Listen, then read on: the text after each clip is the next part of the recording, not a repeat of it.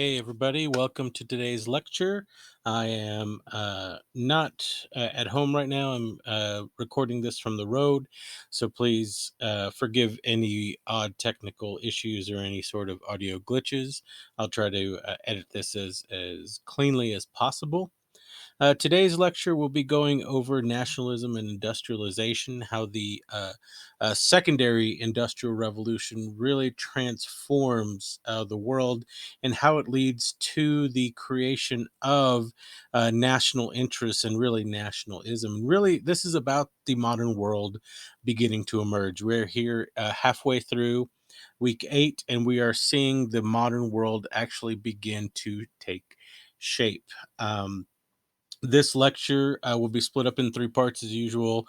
The first part will be looking at the failed revolutions after the successful ones that we looked at. And then we will, after that, go over the second industrial revolution and the modernization of thought throughout the world.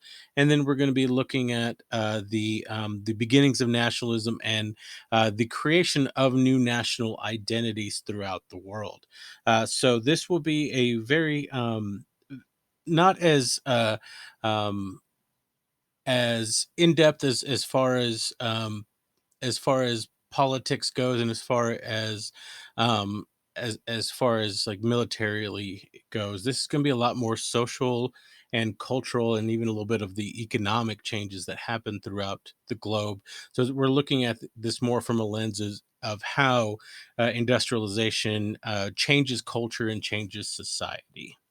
And so the first thing we'll look at is this failed revolutionary wave that happens after the successful revolutions. Last time we looked at the in this lecture we in the lecture last time we looked at the American Revolution, the French Revolution, and the Napoleonic Age. And then in class we went over the Haitian Revolution, the Mexican Revolution, and some of the South American um, movements, revolutionary movements. But after that, there were more revolutions that tried to occur, but they pretty much petered out by the middle of the 19th century. And the reason for this is because they were not meant to succeed, that there was a concerted effort to make sure that there were no more revolutions, that the spirit of revolutionary liberalism sort of died out.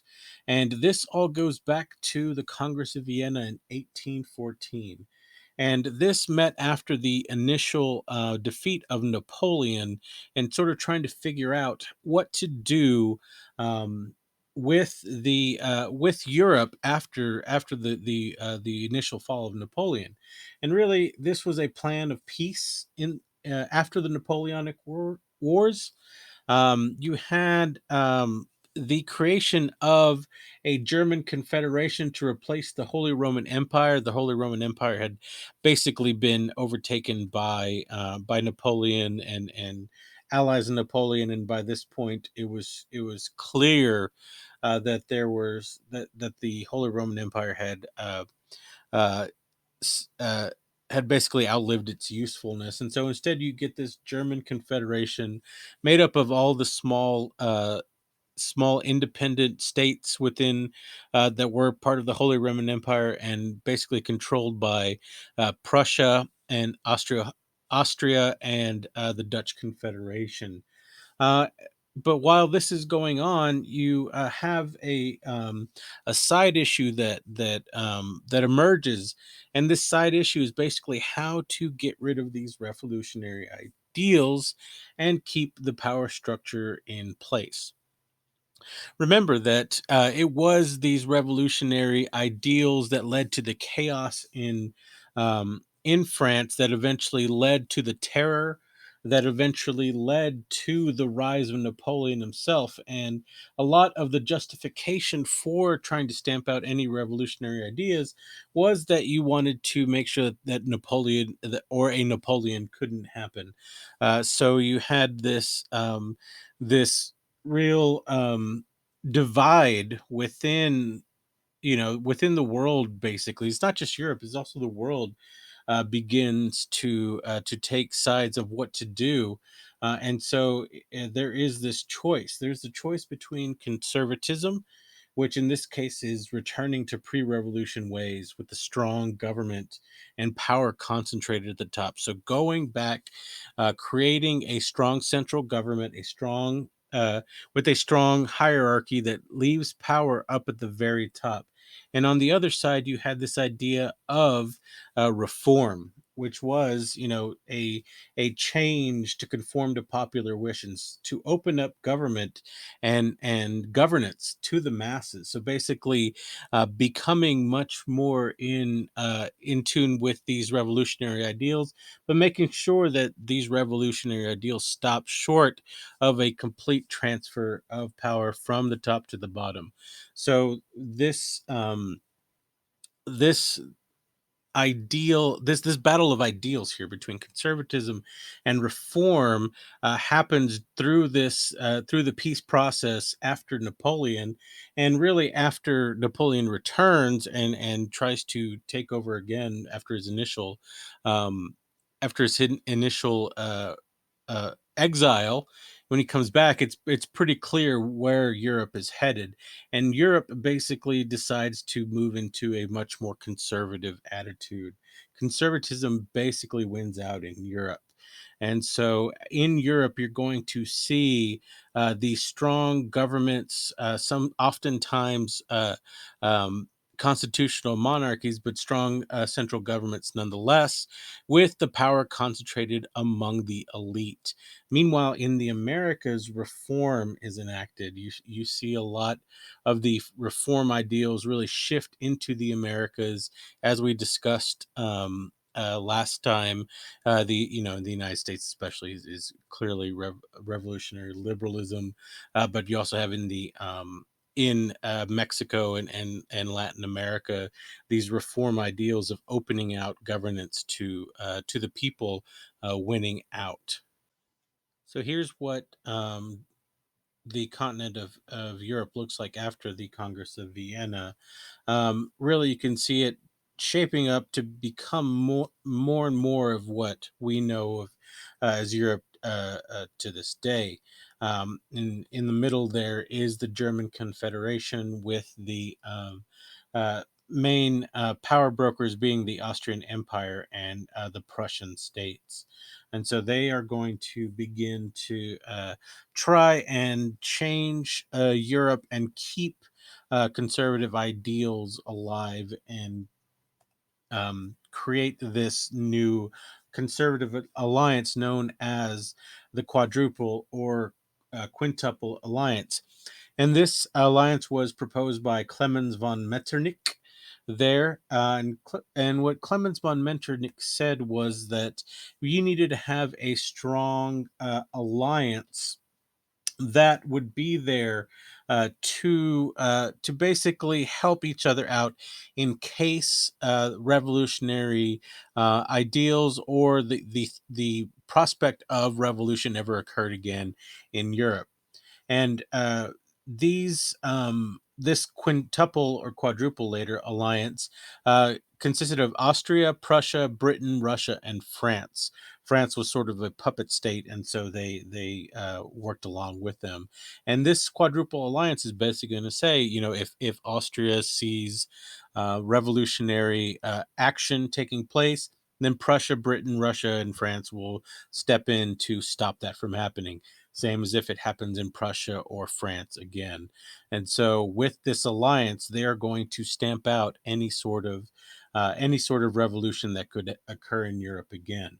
Um, and so, the first step that the Quadruple Alliance does is to restore the French monarchy, bringing in Louis the 18th, and this happens during the exile of Napoleon, and this is known as the Bourbon Restoration, as the House of Bourbon is returned, and so Louis is placed back on the crown or on the throne, and it doesn't go well because he is seen as a buffoon. He's seen as a fool in this cartoon. They are. calling him Old Bumblehead as he's trying to put on Napoleon's boots. Basically, he was a very ineffective leader. He tried to be much more of a strong leader, but he was a blowhard. He wasn't very intelligent, and he just didn't uh, didn't really capture the imagination or the loyalty of the French subjects like everyone thought they would. And so, hey, pretty quickly by 1830, you have your first rebellion. And in this first rebellion, it tests the power of the Quintuple Alliance because it's not a rebellion that happens because of revolutionary ideals. Basically, what happens is that the new king, um, Charles X, who takes over after the death of Louis the 18th in 1824, Louis the 18th dying without any heirs. Charles X begins to enact unpopular reforms, and since it's not an absolute monarchy anymore, since there is a a legislative chamber that's supposed to check the power of the monarch, the Charles X is given a vote of no confidence, and so Charles X basically dissolves or tries to dissolve the Constitution or the Charter of 1814 and create a new government. And so instead, he is removed by revolutionaries. You have uprisings in the cities, especially in Paris, and the one of the most famous French paintings of revolution is from this actual revolution where the king tried to assert his dominance over the constitution, and instead was rebuked, and he was eventually forced to abdicate, and instead his cousin Louis the Philippe was put on the throne by conservatives, and this makes people a lot uh, happier. And Louis Philippe is there to strengthen the power of the government and not really cause too many waves, and this whole issue with France sort of sours Britain to go away, and really both France and Britain basically leave this conservative alliance, and so only Prussia, Austria, and Russia remain in this alliance to sort of back each other up when it comes to the uh, threat of revolutionary issues. And this all comes to a head in 1848, which is known as the Year of Revolutions. Basically, what happens is that in from 1846 to 1847, you have an economic crisis that basically leads to this great uprising, and this uprising is basically because of the boom in industrialization of Europe. It leads to a market crash and a panic in 1847 that leaves countries in debt, broke, and it leaves a lot of people unemployed, and it creates this mass anti-government movement throughout the entire year. In France, you have the overthrow of Louis Philippe and the rise of a conservative assembly and the creation of the Second French Republic. So you have a new French Republic born. The uh, um, removal of the King of France and the beginnings of this new republic that will not be the last French Republic. The French still have a lot of problems going on, but really by 1848 you no longer have a monarch in France. In Italy, or the Italian states, there is once again a unification movement. It gains momentum as people want to unify the peninsula and create this basically this new Roman state. But this unification effort is led by peasants and by the lower and middle classes that are um, trying to form a strong central government. And this unification effort is summarily crushed by government forces and by the nobility and with the help of the Catholic Church.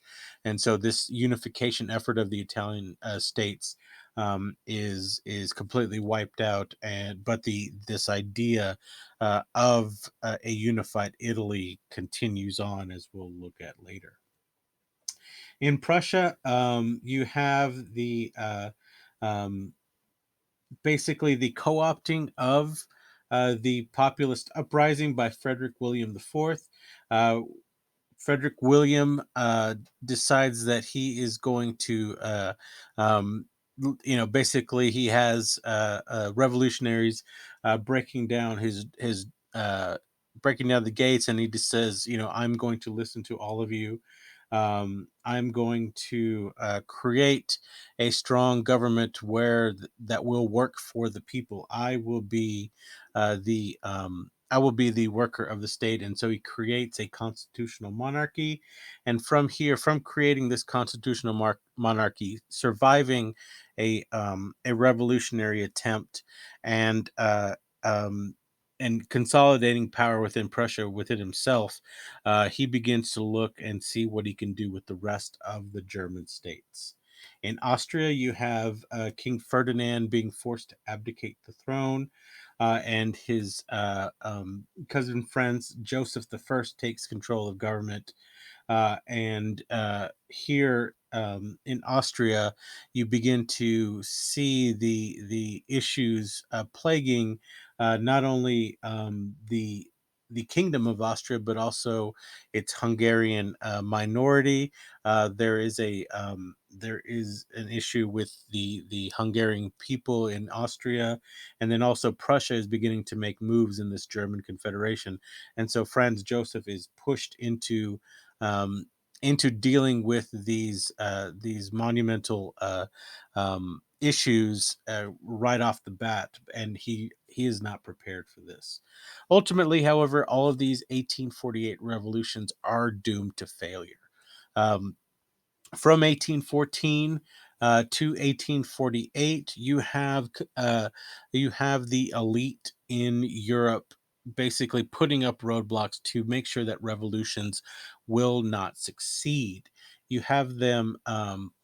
You have the power base of the elite for 30 year for 3 decades, for a whole generation, basically be set to not to be permanently permanently put in place. And these revolutions are not going to be able to change the structure of government as easily as previous revolutions did. Ultimately, you have the conservative alliances being put in place, succeeding in stamping out or at least co-opting revolutionary ideals. And here's a map of all of the different uprisings, all the different battles and wars that were happening in 1848, from uprisings in Ireland against the United Kingdom, uprisings in Scotland, all the way down to the Ottoman Empire, and even in uh, S- uh, in Sicily. So this was a great monumentous year of populist uprisings that ultimately is snuffed out and ultimately fails because revolutionary ideals don't really mesh well with what is happening in the real world.